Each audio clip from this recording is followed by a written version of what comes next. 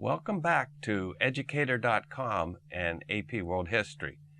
In this session, we're going to start looking at period 2, which is the organization and reorganization of human societies, starting about 600 BCE and going to about 600 CE.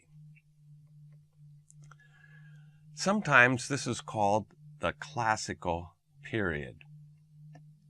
And the reason it's called classical is because before it was the foundational period. Then on that foundation is built what will become the classical representation of that society or civilization. And when that falls apart, we still point back to it as, hey, that's the classic period. Remember, on our timelines, we're only really dealing with this little part of humans on Earth, and that our first part was 10,000 BCE to 600 BCE, which is taking this and putting it down here. And this is only 5% of the questions on your multiple choice exam in May. Now we're going to move to 600 BCE to 600 CE, and this is 15%. So together, these two represent 20% of the questions that you will see. Altogether, then, all of that's going to equal 20%, and so we have 80% to go, all right, to get from 600 to the present. There are three key concepts that the College Board has set aside to say these are the things students need to know. And these three are the organization and reorganization of human societies, the development of states and empires, the emergence of transregional networks of communication and exchange. And I like, a very important world historian is David Christian.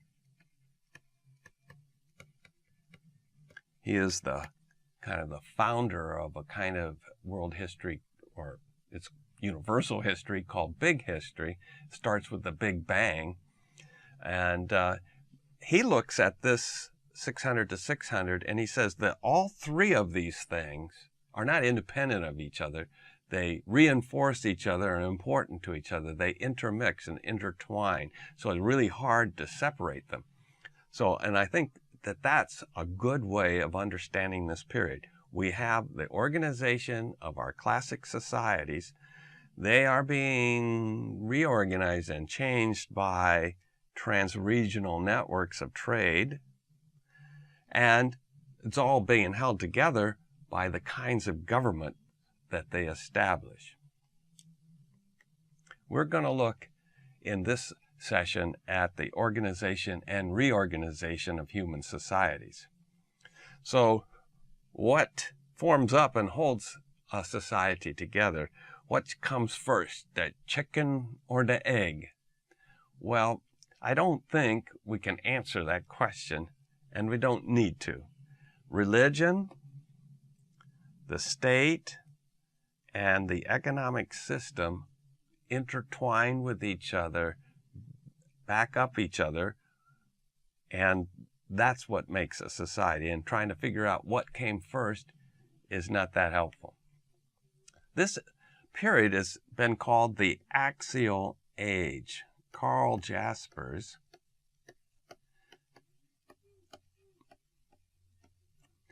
a German philosopher, gave it that name, and he means like an axis, a place where things change. You're going one way and boom, you're going a different way. So history revolves on this age. And so that brings us back to our thinking skill, periodization.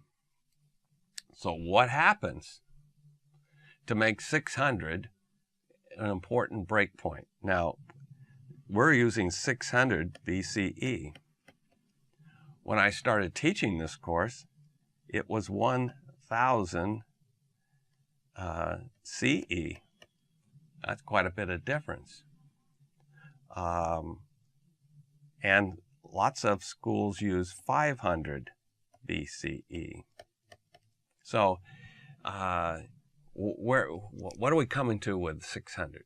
And I think the answer, and this is again open to your thinking and probing, is that a number of things happen at this period.